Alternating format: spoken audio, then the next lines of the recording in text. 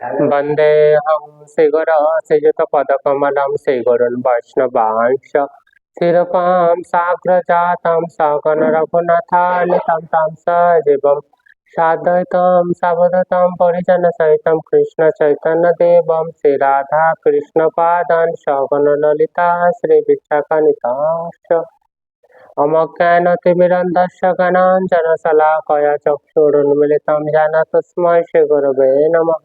नमो विष्णुपादाय गौराङ्गप्रेष्ठरूपिणे श्रीभक्तिविबुधाय वैवधानिति नामिने वाञ्छाकल्पतरुभ्यश्च कृपा सिन्धुभ्येव च पतितानां पावनेभ्यो वैष्णवेभ्यो नमो नमः।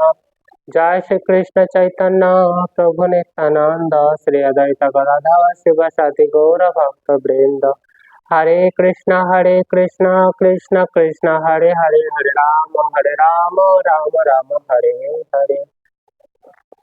सर्वाग्रे भगवान रवीन्द्र प्रकाश विग्रह भगवत ज्ञान प्रदाता भगवान सेवा अधिकार प्रदानकारी वर्तमान गोपीनाथ गौड़ीय मठा गोपीनाथ गौड़ीय मठाध्यक्ष मठाचार्य तम भक्ति विबुध बधान गोस्वामी गुरु महाराजेर पादपद्मे दंडवत प्रणाम निवेदन करी तत्पश्चात परम गुरुदेव गुरु परम्परा सर्व वैष्णवगणের प्रति জানাই অনন্ত কোটি দণ্ডবত প্রণাম।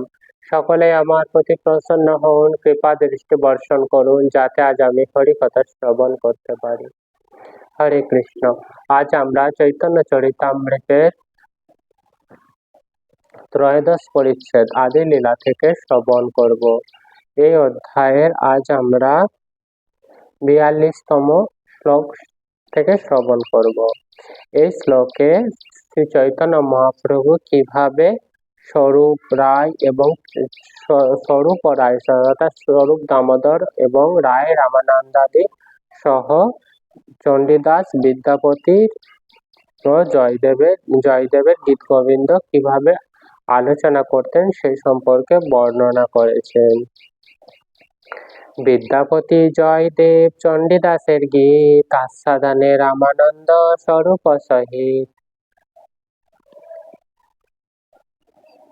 এখানে কি বলছেন, চৈতন্য মহাপ্রভু হচ্ছে স্বরূপ দামোদর এবং রায় রামানন্দাদির সঙ্গে চণ্ডীদাস বিদ্যাপতি এবং জয়দেবের গীত গোবিন্দ আস্বাদন করতেন।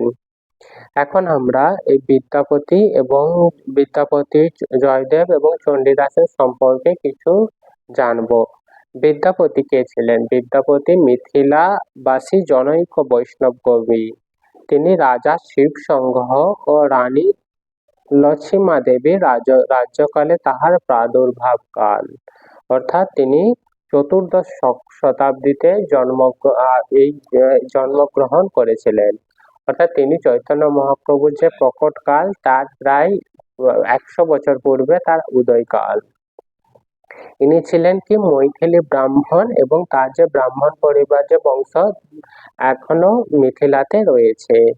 এনার রচনাতে হচ্ছে কৃষ্ণ বিরহ, শ্রীকৃষ্ণ গীত সময়ে প্রচুর অপ্রাকৃত বিপ্রলম্ভ রস, অর্থাৎ যে বিরহ বেদনা অর্থাৎ বিরহ যে রস, সে রস প্রচুর পরিমাণে দেখতে পাওয়া যায়। আর এই রস কি বলা হচ্ছে? এটি হচ্ছে অপ্রাকৃত, অর্থাৎ জড়জাগতিক নয়, অপ্রাকৃত জিনিস। আর এগুলি শ্রীমান মহাপ্রভু চৈতন্য মহাপ্রভু হচ্ছে এই রস আস্বাদন করতে নিত্য। এরপর আমরা জানবো জয়দেব কে ছিলেন?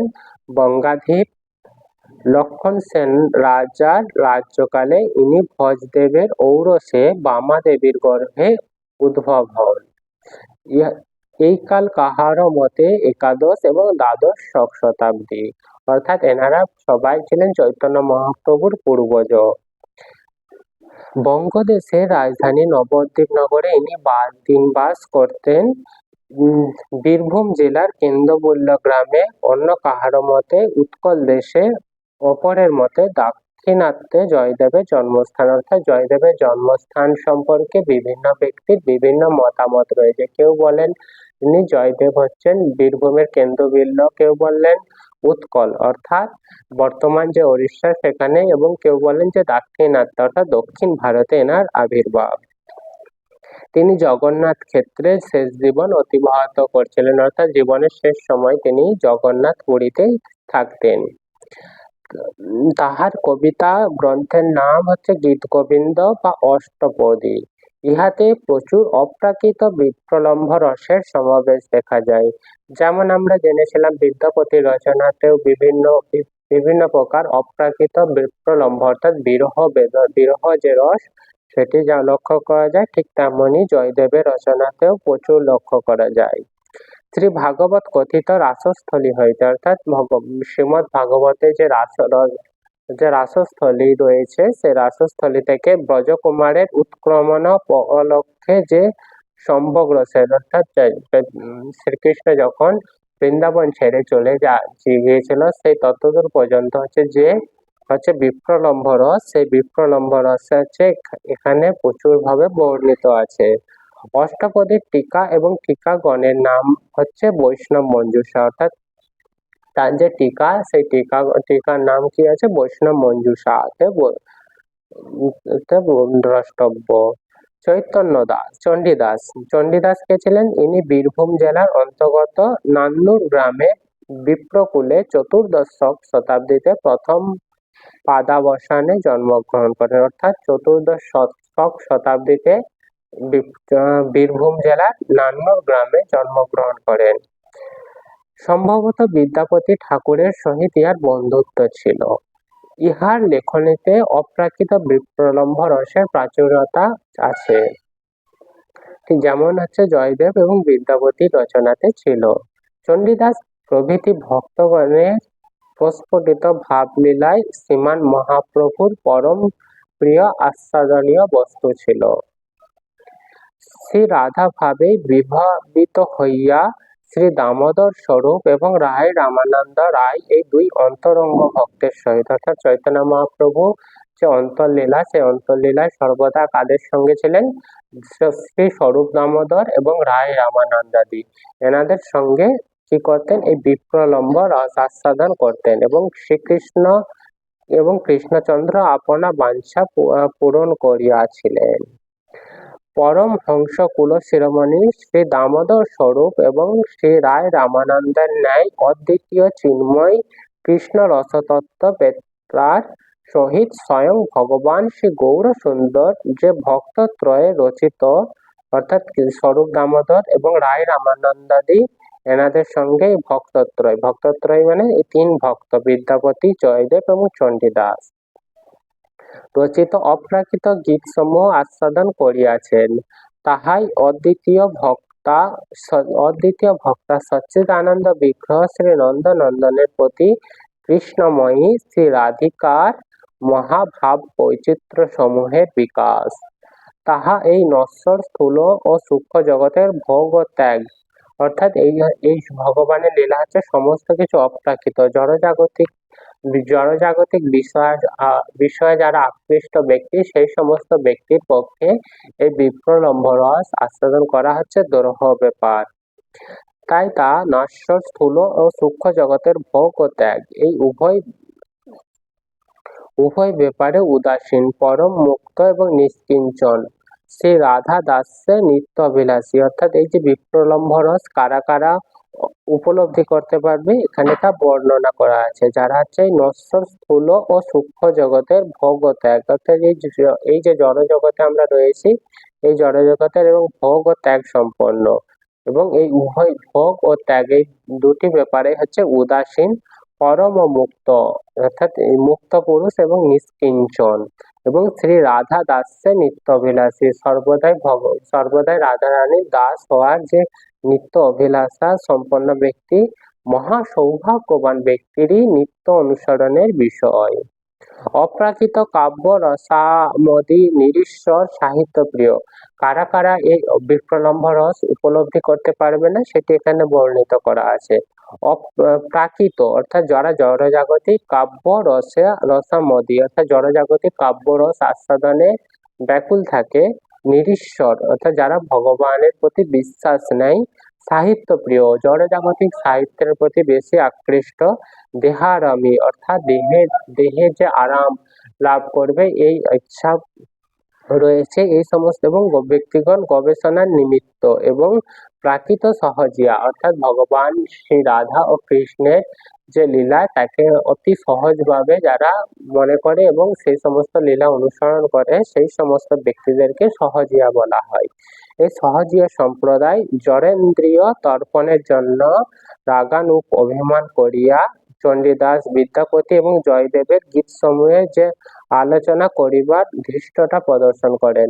অর্থাৎ সহজয়ারা যেভাবে বিদ্যাপতি, জয়দেব এবং চণ্ডীদাসের গীতসমূহ আলোচনা করেন তার ফলে কি হয়ে থাকে, তার ফলে জগতের ব্যভিচার এবং নাস্তিকতা অর্থাৎ জগতে বিভিন্ন প্রকার অশাস্ত্রীয় আচার আচরণ বৃদ্ধি পেতে থাকে এবং নাস্তিকতা অর্থাৎ ভগবানের প্রতি যে প্রেম ভক্তি সেটি হচ্ছে হ্রাস পেতে থাকে, ভগবত বিমুখ হয়ে যায়, তাহাদিগকে নিরয়গামী অর্থাৎ নরকগামী করায়। এই জন্য দেহাত্ম বুদ্ধি অতৃষ্ণাময় অনর্থযুক্ত অনধিকারী পাশে পরম মুক্ত কুলের আরাধ্য শ্রী রাধা কৃষ্ণের অলৌকিক লীলাবিলাসকে প্রাকৃত নায়ক নায়িকার বৈরস্যময় কুৎসিত কামক্রিয়ার বিলাস বা তৎসদৃশ্য বলিয়া ধারণা করিয়া ইন্দ্রিয় তর্পণ করিয়া বসে। অর্থাৎ ভগবান শ্রীকৃষ্ণের লীলাকে প্রাকৃত লীলা মনে করেন এবং জড়জাগতিক নায়ক নায়িকারা যেমন করেন সেই সঙ্গে তুলনা করে। এর ফলে কি হয়, এর ফলে যে সমস্ত ব্যক্তি এইসব করে থাকেন তারা নরকগামী হয় এবং অধঃপতিত হয়। তাই আমাদের কি করা উচিত, এই ভগবানের লীলা হচ্ছে আস্বাদন করতে গেলে আমাদেরকে সাধুগুরু বৈষ্ণবরা যেভাবে আমাদেরকে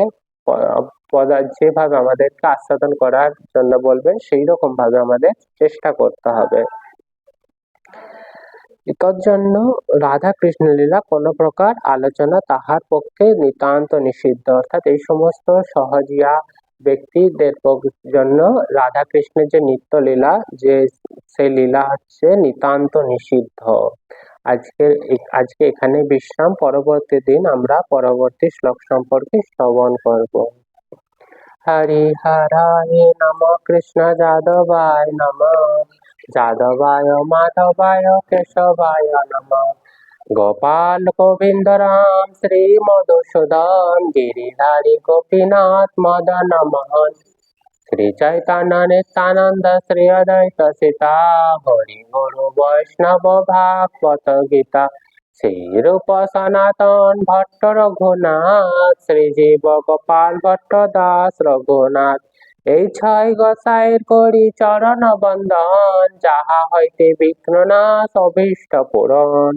এই 6 গোসাই যার মই তার দাস, তা সবার পদরেণু মোর পঞ্চগ্রাস।